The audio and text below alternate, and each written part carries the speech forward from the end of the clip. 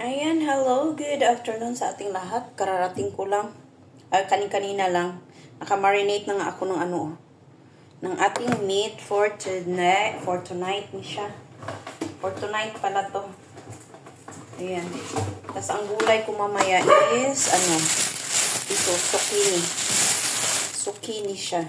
Igigisa ko lang siya, tapos lagyan ng mga sauce. Simple lang ang lulutuin ko ngayon kasi mayroon akong ginawa kahapon na drunken tang at saka itlog ng pugo. Tas ano pa yung isa? Yung kidney, anong tawag doon? Kidney ng gizzard.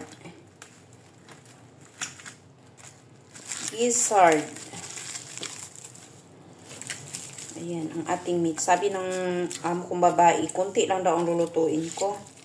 Ngayon, baka mag-day off ako bukas. Baka yung meat kulangin. Kasi yung amo kong lalaki is mahilig siya sa meat. Tapos pag konti lang yung meat, hindi siya kakain ng marami. Kasi ilalagay niya sa aming baunan, dalawa. Ibukas. Marami pa naman kaming pagkain. Kahapon kasi kumain kami sa labas sa lunch namin. Meron kaming mga take out. Kasi kunti lang yung kinakain ko. Tapos kagabi, ito yung aking baon for today. Siya, pasta. Siguro bukas ko to kakainin. Parang hindi ako nagutom. O maya-maya na ako kakain. So, yan ang aking soup mamaya is ito. Mais, carrots, at saka green radish. Ito, green radish. Tapos lagyan ko siya ng karne mamaya. Hindi naman kinakain yung mga dito. Yung mga gulay. Ito lang talaga ang namin mamaya o side. Ko. Ayan, see you again mamaya. Bye for now. Ayan, hello, good afternoon sa ating lahat. Ayan, ang aking alaga na naman ay kanukat talaga tong alaga ko. Ay, ang ingay. Nining, ito ang aking lulutuin ngayon. Ay, mamaya. Maya pa kasi alas 7 naman yung kainan namin. Siya? Ang tawag dito? Zucchini. Igigisa ko lang siya. Pan fry, tas igisa sa garlic at saka yung sauce. Ayan. Sauce natin is marami akong nilalagay na soy sauce, oyster sauce, chili paste, saka pa yung nilagay ko. Basta mga ganon. Tas white sesame seeds, tas white yung sesame oil. Yun ang mga mga ingredients ko para dito. Side dish ko to mamaya. Kasi mayroon akong ginawa nga kahapon na drunk tang ng pato. Yun ang ko. Yun ang meat ko, main dish, at saka yung char siu. Gagawa ko ng char siu. Yung tawag doon? Char siu na alam nyo na. Hindi ko na siya i-mention. Kasi bawal. Hi! Nugo ako. Excuse me. Ayan. Tapos magluluto ako ng rice. Mga 5:30. Tapos ang aking soup ay nakasalang na. Ang aking soup ay siya. Isang kaldero to siya na punong-puno. Green radish, carrots, at saka mais. Ayan. Tapos may karne sa loob. Yung karne niyan, ibibigay ko sa sa alaga ko. Sabaw lang talaga yung sa amin yan. Minsan kinakain ng amo ko yung yung mais. Pero ayaw ko na kumain kasi busog na ako ba. Super busog ko. Pag marami akong kinakain na rice, ayan, ito yung rice ko. Lagayin ng aking rice ay ito. Ganito kaliit ang aking rice. Tapos hanggang dito lang yung rice ko. Mga 4 kutsara siguro. 4 or, basta, more or less 4. Kasi konti lang naman yung yung kanin namin. Tas marami yung yung ulam, gulay, yun ang marami sa amin. Yung meat talaga ang marami. Ako'y na ang tawag doon, nauumay na sa kakakain ng karne. Kahapon nga kumain kami sa sa restaurant. Lang ang order namin, tatlong order lang. Tas dalawang bowl na rice. Kaming tatlo ang kumakain. Hindi pa naubos ang kanin kasi hati kami ng amo kong babae. Pero hindi siya hati talaga as in hati. Kunti lang talaga yung rice ko as in. Kasi yung kinakain namin is yung mga meat at saka side dish na ano yung side dish na kahapon? O siya? Pickled. Basta pickled siya na na ang tawag doon cabbage, parang ganyan. Pickled cabbage. Tapos, ayun, may sauce na timpla kasi ako ng sauce kanina. Timpla ako ng sauce para sa aking zucchini, ginisang zucchini. Ayan, hindi ko maisip-isip kung anong i-partner ko, anong side dish ko sa daktang at saka sa tawag doon. Ngayon, nakita ko dito sa fridge namin, may nakalagay na ayan, ito mga siya, mga recipe yan siya na niluluto namin pag nandito yung mga yung lola, nanay ng amo kong lalaki or family niya sa mga ganyan. So may mga espesyal kami na mga recipe. So binaya-gaya ko na lang din kasi nakita ko may daktang doon, tapos nilagyan ko na lang siya ng gumawa ako ng isang side dish na same dito. Tapos gumawa na rin ako ng char siu para sa main dish namin, main dish. Ayan. Ito yung mahirap sa wala talaga akong alam sa mga luto-lutuan as in. Kahit sa sa Pinas ako. Simple-simple lang naman luto natin doon sa Pinas. Lang. Dito simple lang din siya, pero kailangan siya, siya ba? Hindi siya pabalik-balik yung luto mo. Tas yung sa akin naman is pinabalik-balik ko yung mga nalalaman ko lang talaga na tas yung nagustuhan ng amo ko. Yun ang lagi kong binabalik-balik. Ayan. Easy lang naman to. I-bake ko lang yung char siu ng mga 30 minutes siguro. Tas itong aking long soup ay mamaya pa to mga 7 or 6:45 mga ganyan. And then, what else? Tas isa-isa lang naman yung yung zucchini. Madali lang yun siya. Ayan. Ako'y nahirapan na ako sa aking kalisod. Hindi ako makahinga talaga as in ay. Ayan, ang linis ng aking bahay. Ay, ayan ang aking alaga. Ang linis ng aking Ningning, come here, Ningning. Ningning. Ayan siya. Nagagalit yan siya pag pag may narinig siyang mga ingay doon sa sa labas. Magagalit yan siya. Tapos ang isa naman, ang maliit, ay andun sa ilalim ng sofa dyan. O sa sofa na yan, nandyan siya sa ilalim. Nagtatago. Kanina pa yung umaga, hindi talaga lumalabas. Lumabas lang siya nung nilinisan ko ang likod ng sofa. Ang sahig. Lalabas siya kasi ayaw niyang mahuli ko siya na hinahuli ko siya. Hinuli ko talaga siya kasi gusto kong i-toothbrush siya bago ako bumaba sa market. Na ako oras pumunta na market kanina. Mga 11 siguro, mga ganyan. Hala, grabe yung ugat ko. Klarong-klaro as in. Matanda na talaga tayo, no? Sign. Ito, sa pa to? Sa Kuwait ko pa to na na ugat. Kasi, pagkatapos kong yung trabaho ko doon sa Kuwait is grabe ka grabe ka bigat. Kasi anong tawag doon? Nag-carry ako ng nagbubuhat ako ng sako-sakong feeds ng alaga kong kalapati. Ayan, grabe talaga. Ginaganyan ko yung isang sakong isang sakong feeds. Tapos aakyat ako sa sa hagdan.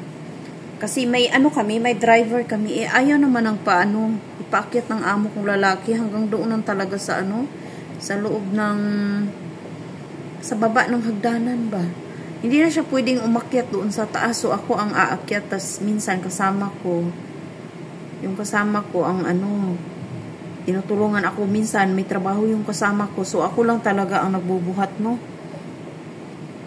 So, ayun. Sabi ko, pero naka-ano din ako. Naka-6 na taon din ako sa kanila. Kahit mahirap yung trabaho, tas mabait yung mga amo mo, magtatagal ka talaga. Pero ako talaga is sa trabaho. Kung sa trabaho lang talaga, matiisin talaga ako. Kahit hirap. Kasi perang hinahanap natin, di ba? Kaya, ayun. Dito, ewan ko lang kung nila ako, pabalikin nila ako. Pero sinabihan na ako nung nung binilhan ako ng cellphone, sinabihan nila ako na bago namin ibigay to, magkasundo daw kami na babalik pa ako. Yun ang sinabi nila. Pero ngayon, hindi pa naman nila sinabi na tuloy. Pero sa isip-isip ko, parang gusto ko magpahinga ba? Kasi yung katawan lupa ko is grabe na talaga ang pagod. Pagod na talaga yung katawan ko. Yung gusto kong gusto kong magpahilot ng buong katawan. Tas yung isip ko ba na wala na ako minsan sa isip na naglalakad ako ng alaga ko. Parang na lang, parang bibitaw na ba yung yung utak mo sa naglalakad ka na, wala ka na talaga sa mo ba. Sabi ko, wag naman sana. Pero nagpe-pray ako na gabayan mo sana ako, Lord, na makayanan ko to, matapos ko tong kontrata na to. Ilang buwan na lang naman din na matatapos na din ako dito sa sa trabaho kong ito. Sana makatapos. Kasi na lang talaga, yung pilit na na feeling, yung pilit na feeling na kailangan mong tapusin talaga. Kasi alam nyo yung siguro sa pinagdaanan ko this year na sobrang hirap talaga as in. Yung parang naipon-ipon ko na ang yung stress na dinadala ko. Parang naiyak naman ako. Simula nung nagkasakit. Talaga, nung pagdating ko dito, 1 month sahod ko is nalaman kong may sakit na yung nanay ko na na cancer. Yun talaga first na na findings ng doktor sa kanya. So, nagtuloy-tuloy na yun hanggang sa makatapos ako ng 1 taon, hanggang sa nawala siya last August ata yun. July 31 siya na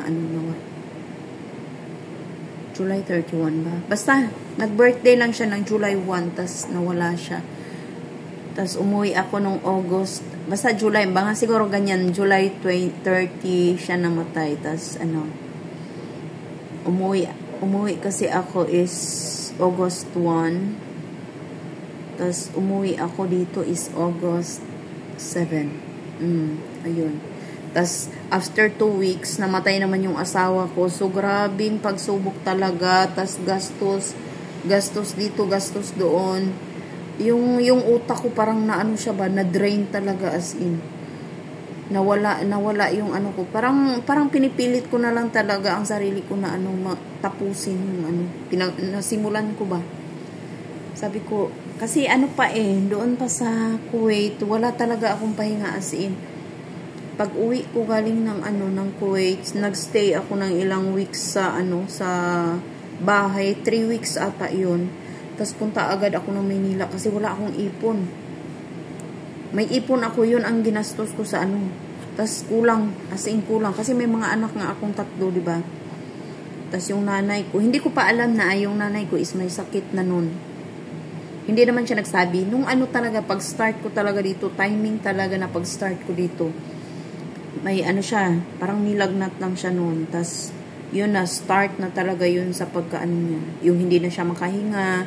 Tapos, pinapacheck ko siya sa mga iba't ibang doktor para sabi ko, mag second option kayo, mag ganyan-ganyan. Kasi hindi ako naniniwala na cancer yung yung sakit niya.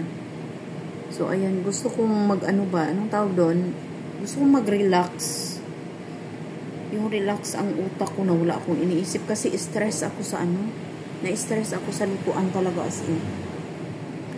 Kasi alam mo yung ikaw ang magdesisyon ng mga lulutuin mo. Sobrang bait na maamo ko kaya nahihiya ako na nahihiya akong parang magpatuloy ba na parang wala ako sa ko. Hindi worth it yung binibigay nilang sahod para sa akin. Ako yung nahihiya. sa kabaitan ng nila is ano talaga, super bait sila. Tas iniintindi ka ba nung ano, yun nga, namatay yung nanay ko, pinauwi talaga ako, pero ano, kinaltas naman nila sa sahod ko. Tas nagbigay sila ng ano, parang 1,000 ata binigay nila sa akin nun. Malaki-laki na ding tulong yun, mga 8,000 siguro or 7,000 o 7,000 plus, mga ganyan. So malaking tulong na din yun sa ano, pag uwi ko sa bahay, namili agad ako ng mga ano, mga gamit doon sa bahay, mga kakailanganin. So ubos lahat, mga ano. Kasi pagdating ko talaga sa bahay, as in, wala silang mga gamit kasi nga ilang months din yung nanay ko ano, parang 1 year din siya siguro, mahigit 1 year mahigit siya nagkasakit. So napabayaan yung ano, yung bahay, wala nang mga gamit, wala nang, as in, lahat wala. Kasi yung mga anak ko is maliliit pa din sa nung time na yun. Yung panganay ko naman is hindi mo talaga maaasahan sa ano, sa loob ng bahay. Yung nanay ko lang talaga ang ano, hands-on talaga sa kanila noon. Tas yung tatay ko naman, ano, tulong-tulong lang din. Lalaki, hindi mo naman maaasahan yan sa trabahong bahay. So parang napilay silang lahat nung ano, nung nagkasakit yung nanay ko. Tas ako din, parang nalugmok ako bigla na ano, ganyan. Siya lang yung inaasahan ko sa mga anak ko, pinagkakatiwalaan ko. So ayan, parang napahaba ang aking chikahan sa inyo, no? Gusto ko na naman i-share yung aking ano yung aking bigat na naramdaman ngayon. Ayan, mahirap ba? Parang dito ko is masakit siya lagi, pero wala akong mapagsabihan. Ano siya, tinatago ko lang ba? Pero kailangan natin ilabas, no? Kahit sa sarili na lang natin, kahit walang nakikinig, in times, babalikan ko to. Ala, ganito pala ako kalugmok noon, pero kinaya ko. Pero sa akin naman is, matagal na din naman akong lugmok, na as in lugmok. Simula pa nung ano, yung naghiwalay kami ng asawa ko. Kasi maliliit pa yung mga anak ko noon. Grabing stress, yung feeling na ano, yung ginagatas pa yung mga anak mo. 2 anak ko, ginagatas yun.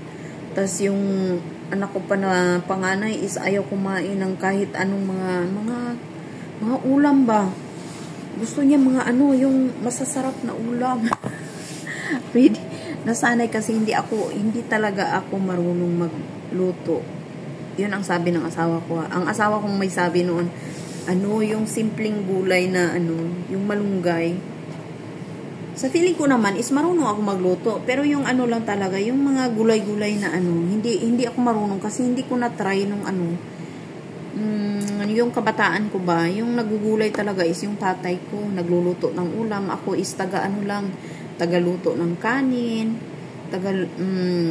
tagalinis. Yun ang trabaho ko talaga. Main role ko sa bahay is tagalinis, tagalaba, lahat-lahat na. Pero yung ulam, yung tatay ko, pinapaluto lang ako, yung mga bulad, mga ganyan lang, mga prito-pritong eggplant,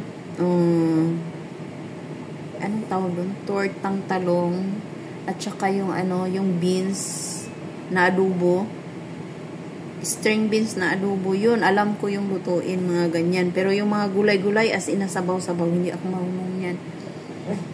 Kasi sila na ang gumagawa ng ganyan. Kaya siguro yun ang sabi ng asawa ko noon, na wala, hindi talaga ako marunong magluto ng mga ganyan. Tas basta yun na yun. Yun ang aking buhay kahirapan. Hanggang sa ngayon na ano, matagal na rin kaming hiwalay ng asawa ko, almost 10 years na din. 10 years, mahigit 11 years. Kasi yung anak ko is 7 pa lang siya, naghiwalay na kami ng asawa ko, umuwi na ako sa amin. Ako yung umuwi sa amin. Dinala ko yung mga anak ko sa amin kasi ano nga, 'di ba, hindi ko na kaya yung ano niya, yung bisyo niya. Tas sinafety ko yung anak, for the safety of my kids. Ayun, yun ang pinaka-importante sa akin. Safety ng mga anak ko at safety ko rin. Yun ang iniisip ko. Kasi ayaw ko naman, no? Kasi asawa ko din naman yun. Ayaw ko may masamang mangyari sa amin. Tas masisi siya, makulong siya, mga ganyan. Dahil hindi niya alam ginagawa niya. Kasi alam na natin ang cause ng mga yung mga gamit na bawal na gamot. Di natin alam kung anong nasa utak nila. Tas yun nga, dinadala niya na yung mga friend niya doon sa bahay namin. Doon na sila hanggang mag-umaga. Hindi natin alam ang mga laman ng utak nila ba. Yung magtatawanan sila hanggang umaga. Tas minsan, may tinatago pa yung asawa ko na mga anong tawag doon? Basta mga nakakatakot na mga gamit. Parang na-phobia ako. Natakot ako. Hindi ako natakot sa sarili ko, pero sa mga anak ko, as in, sabi ko, pag ito mangyari ganyan, iniisip ko yung mga nakikita ko sa television na ginagawa ng asawa nila at sa mga anak nila na tas walang nagawa yung asawa. Ako, iniisip ko talaga na ganyan ang mangyayari. Tas paano yung mga anak ko, ako makakatakbo ako. Tas yung mga anak ko, 3 pa naman yun. Paano ko itatakbo yun? Siguro may maitakbo ako isa. Paano naman yung 2? Hindi ko naman papayagan na ganun ang mangyari sa amin. Pero naging fair naman ako sa kanya. Sabi ko, pag nagbago siya, pupunta niya kami doon sa bahay ng nanay ko. Siguro, may chance. Pero hindi talaga siya, hindi siya naggumawa ng paraan. Parang nag-ano na siya, go with the flow na siya sa niya, sa vision niya. Ayun. Kaya yun ang reason bakit kami naghiwalay ng asawa ko. Ako yung umuwi sa amin. Tapos nung pagkamatay niya, yun na lang din ang way na pagtulong ko sa kanya. Kasi asawa ko din naman yun. Hindi naman mababago yun na Tapos wala na din, naawa din ako sa tatay niya kasi matanda na din yung tatay niya. Sila din gumastos nung nung lagi kasi siya na ospital, tas same sila ng nanay ko ba na nagkakasakit din.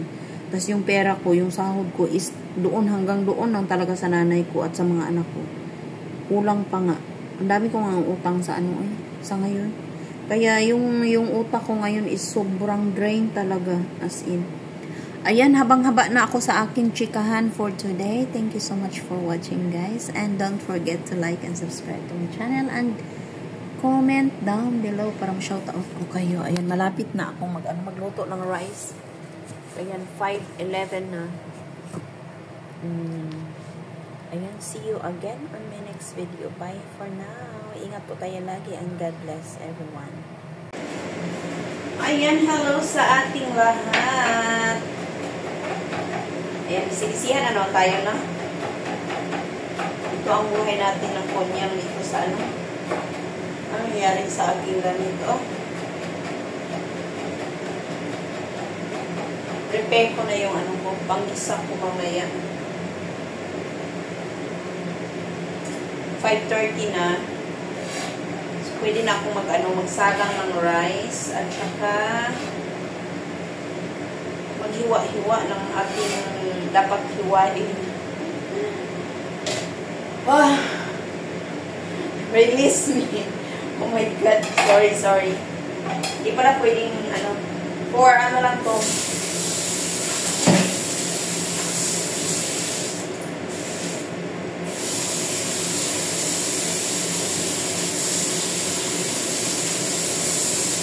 Parang marami na ata kung ko. Zucchini.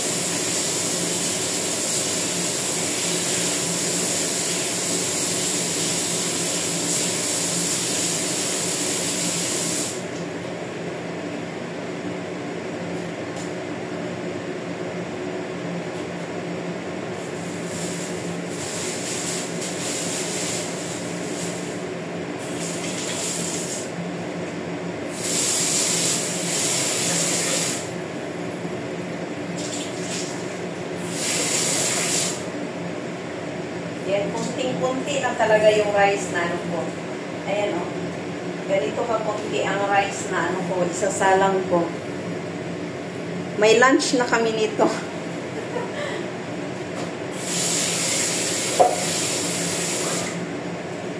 Hanggang lunch na namin ito ng amo kong babae.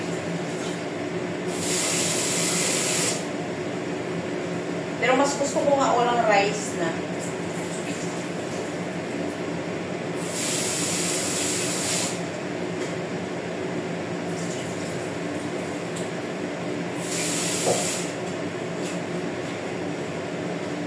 Ayan. Quick mix, quick rice.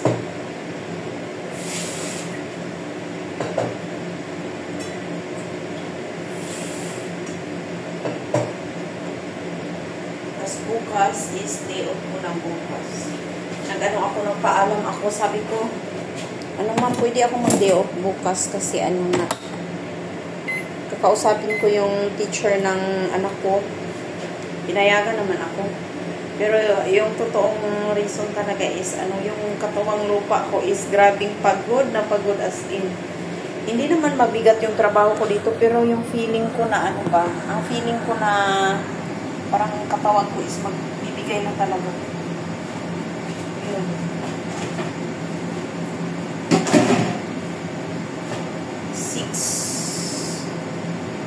Maya ko na to maya ko na to siya hiwain. Kasi inaan ko lang kung soup ko kasi kunti na lang yung ano niya, yung sabaw. Baka maubos yung sabaw, wala na kaming hihigupin. Maubos ang nagsasawa na yung amo ko sa mga soup na ginagawa ko. Ayan, basa tayo. Kahapon kasi nagbili kami ng ano, bumili kami ng carrots, tapos siniwaan ko, nilagay ko sa ano namin pasta. Matamis na yung aking soup. Ayan, thank you so much for watching, guys. Don't forget to like and subscribe to my channel and comment down below para ma-shoutout ko kayo at replyan pala. Ayan, ingat po tayo lagi and God bless everyone. Bye for now.